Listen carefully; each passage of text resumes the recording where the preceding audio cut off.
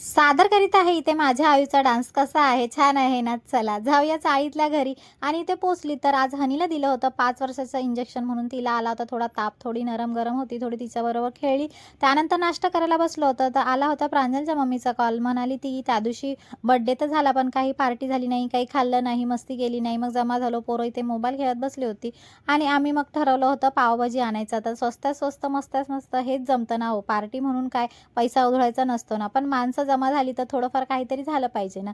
माणसं माणसं असली तरच माणुसकी जपता येते ना. आणि माणसं जेवढी असतील तेवढंच आपल्याला पण बरं वाटतं. माणसामध्ये असल्यासारखं वाटतं, नाहीतर काय मोबाईल आणि ह्या टीव्हीच्या जगामध्ये आपण काहीच करणार ना. म्हणून असं थोडंफार कधी ना कधी पार्टीच्या नावाखाली आम्ही असे भेटत असतो, टाईम स्पेंड करत असतो. आणि पण ह्या पोरांना कोण समजवणार? ही पोरं आहेत ना अशी खाऊन पिऊन बसली होती परत मोबाईल घेऊन. म्हणून आम्ही ठरवलं होतं आज नाईट करायचा, हाऊजी खेळायचा. आणि कोणाकोणाला हाऊजी हा गेम माहिती आहे मला कमेंटमध्ये नक्की सांगा.